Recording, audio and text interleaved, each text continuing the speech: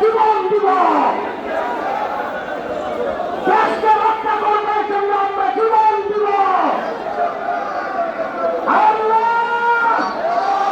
আমরা শপথ করছি ওসমান হাবিবের রক্ত পিতা যেতে দেব না।